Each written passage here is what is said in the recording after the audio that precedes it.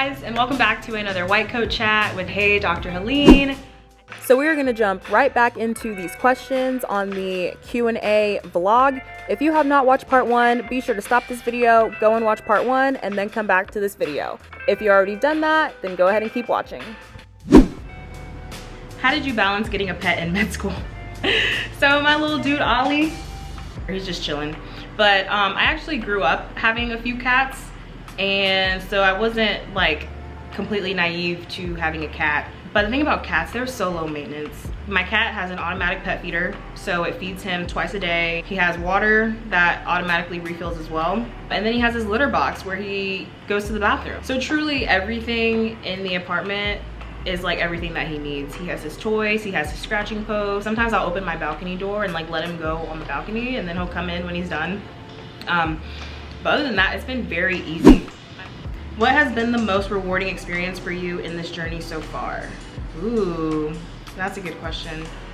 Honestly, I would say the mission trips that I've been on. I've gone to Ghana and I've been to El Salvador, and I'd also say the times in which I care for underserved patients at any point in my medical school journey. Just really helping someone in need, doing everything that you can for them, recognizing that because they're underserved, they have other social determinants of health that affect their health. Being able to do those things and really thinking about medicine in that way, in that holistic manner, has been the most rewarding part, because I truly feel like I'm making a difference as opposed to just going through the motions, you know?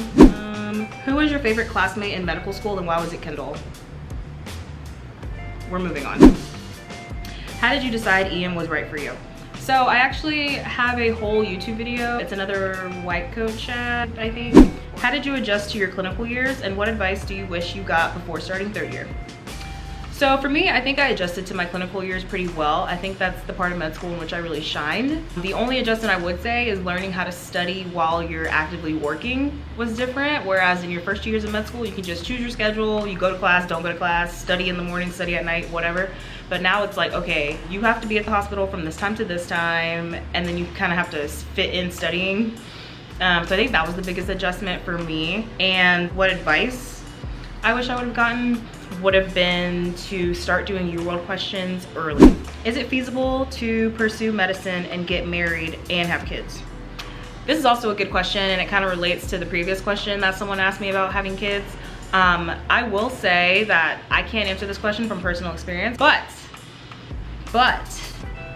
I actually have a few classmates, around like 7 classmates, who got married during med school. And a few of my classmates, I'll say maybe like 4 of them, also had kids. So it really just depends on your family dynamic. If you have a significant other who understands your schedule and understands the times you need to study and the times you need to be at school and this and that, then you know it'll be tough, but you can make it work. And I have many classmates to attest to that. So yes, it is feasible. Step 1, before or after pass fail? I'm an IMG. Okay, so this is an interesting question because I'm not an IMG. I didn't have the choice of when I took step 1, you know? The fact that you have a choice here makes it a little interesting. I honestly am not quite sure how to answer this question, but I would say I think you should take it before step 1 is pass fail. For the simple fact that traditionally it has been more tough for international medical graduates to land into American residency programs, which I'm guessing is your goal. So I think having a 3-digit score that shows them like, whoa, like this person knows their stuff, assuming that you perform really well in step 1, I would say take it prior to the pass fail. You seem to have a, y'all are so, some of y'all are childish. You seem to have a really cool residency class. Who is your single most favorite co-resident? I know exactly who sent this question, and I'm not gonna answer it. I'm gonna say my whole class is cool. How do you budget? So someone else has asked me this question before in the past, and honestly, I do not know how to answer this question because truly, I really don't budget. I don't follow some type of Excel sheet that I made that says, you know, spend X amount of money on groceries, spend X amount of money on quote unquote fun, spend X amount of money on this. I just don't really do that.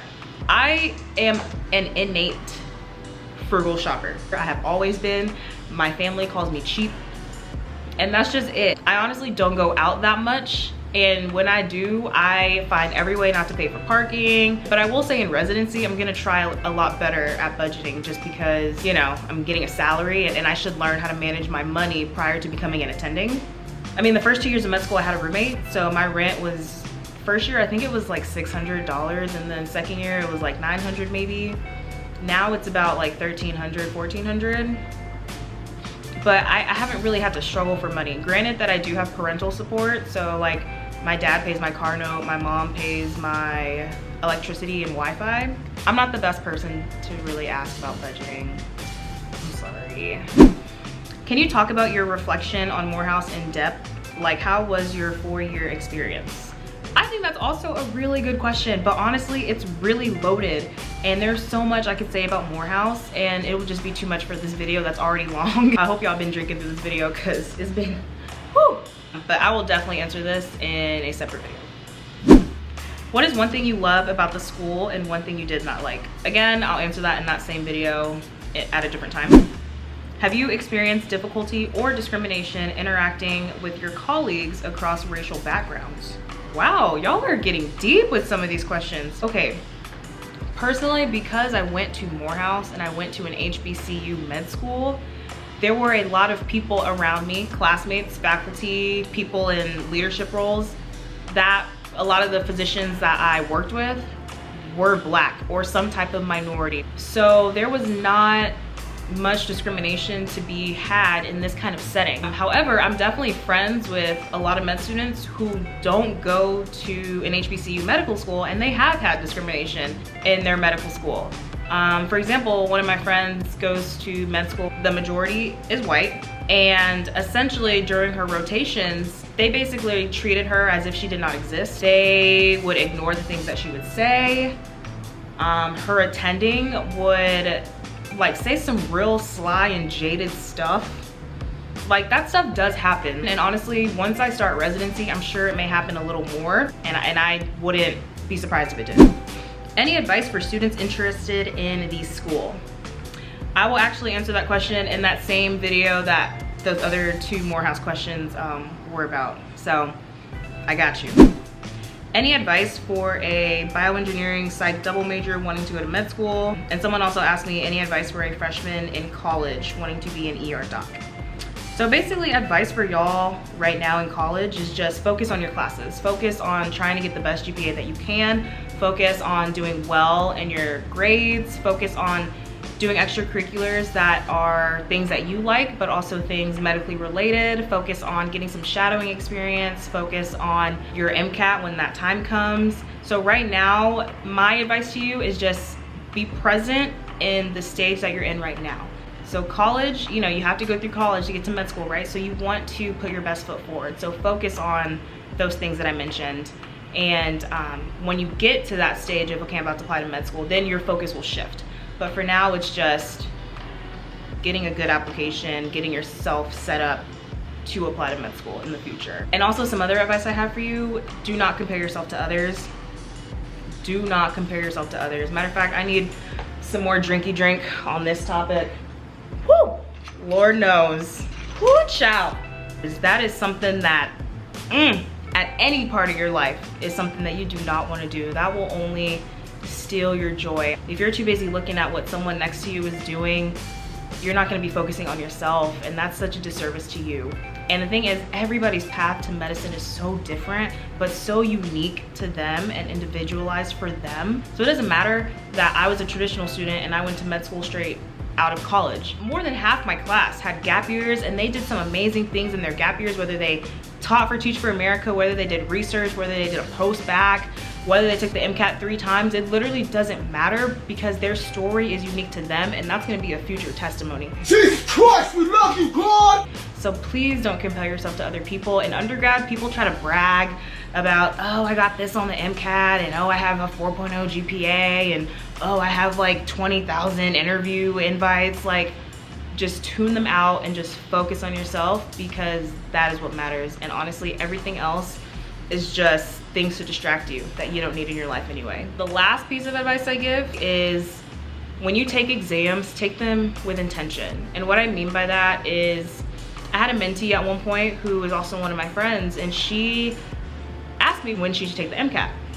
And I said, okay, when do you have planned to take the MCAT? And she said that she plans to take it in October so that if she doesn't get a good score, she can retake it again the following year. I was like, huh? That's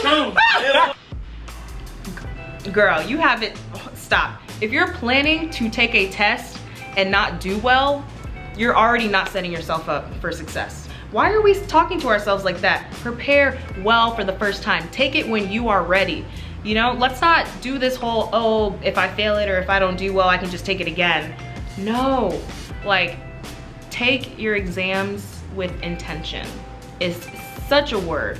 And so that's the last piece of advice I give you. And the last question that I will answer in this talk is, what about intern year excites you the most? I actually also really like this question. Honestly, there's so many things about intern year that excites me. For one, it's just the fact that like I'm finally in the field that I've been working towards for the last 4 years. Well, I guess technically 8 years, but the last 4 years of medical school, getting to this point, like I'm so excited to be back in the emergency room and treating patients and being able to make healthcare decisions, you know, obviously at the discretion and supervision of my attendings. But yeah, I'm just so excited to just get back to like being in the ED. I just can't wait to just get back to learning. I think just in this time of isolation, I've just kind of been like, haven't really looked at medicine, anything really. I'm excited to like oh my gosh. I'm excited to like introduce myself to patients as like, I'm Dr. Okperi.